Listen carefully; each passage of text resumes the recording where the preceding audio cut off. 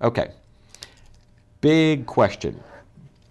Credit scores. This is like one of the greatest legal phenomenons out there because it's not controlled by the federal government. It's just not. It's a formula created by Fair Isaac. It's called a FICO score. No one knows the formula. So there's a lot of people out there who say, well, this has something to do with it, that has something to do with it. And every day you read an article about it and everybody has a different opinion about how to get your credit score higher. Is bankruptcy, if you file a bankruptcy, is it going to hurt your credit score? Yes, no doubt about it. You're going to suffer a hit. But it all depends on where you're at. If you're at 800 and you've made all your payments up until the day you file bankruptcy, your credit score is going to take a little hit. No doubt. But let's say you continue on making all your payments. You keep your house, you keep your car, your wife keeps the house and she's got her own car and all the cars are joint. Depending on how fast you rebuild your credit score, your score is going to come right back up. I've had people a year or two after bankruptcy say, Carmen, I was able to buy a house, I was able to buy a car. I can't believe that I have access to credit again after bankruptcy, which has been wonderful. And that's good.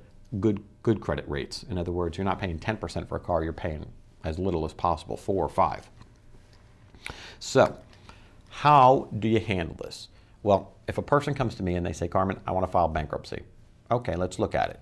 You're eligible, you want to file Chapter 7, you want to do Chapter 13. Okay, where are you at in your credit score now? Well, I'm about 700. Okay. And I tell them it's probably going to take you about 18 to 24 months going forward. Let's say you're at 600. Well, little worse, but it's going to take a little bit more time, maybe 3 to 4 years going forward. But here's what you need to do. If you're in the 700s or if you're in the 800s, I say great. You file bankruptcy, your score's going to take a little bit of a hit, but you don't really have that far to climb back up to get up that mountain. You're pretty much there. So you're doing really well, and let's take a look at it. The hardest cases for me are the ones where the people come in, they surrender the house, they don't have car payments, and they really have no way to start reestablishing their credit right away. You got to remember, folks, if you file a Chapter 13 and you're keeping your payments current on your house and your car, that's fantastic, because when you get done with your 13 in 3 to 5 years, you're going to have all those good payments in your plan, as long as you made the payments timely, showing up on your credit report. They should be there. And the reason why is if you're making the payments and it's timely pursuant to the plan, it's got to be reported as such on your credit report. If you file bankruptcy and you don't keep anything, you walk away from everything. I love that because you're getting a true fresh start. You're not bound by all these past contracts, but at the same time, you're kind of starting at the bottom and working your way up. You've got a steeper learning curve or a curve to get back to where your credit score you want it to be. Because everybody wants a great credit score. It's hard work. Everybody who has a great credit score and files bankruptcy, the biggest thing they tell me is, or one of the worst things is, oh, I'm afraid about losing my credit. I can understand that, but at the same point in time, if you have great credit, all that does, it gives you the opportunity to get more credit at a better interest rate. Is that the goal?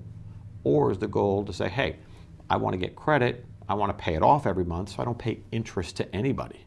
I'd rather have a 0 interest rate than a 4%, or worse, even a 10%. Because if I'm not paying interest to anybody, then I'm actually paying the exact value of what I'm purchasing.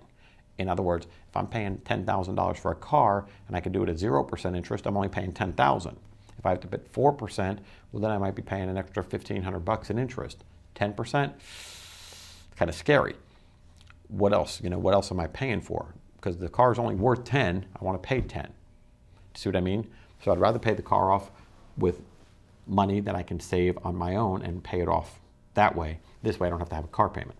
Anyway, just getting on a little soapbox there. Okay,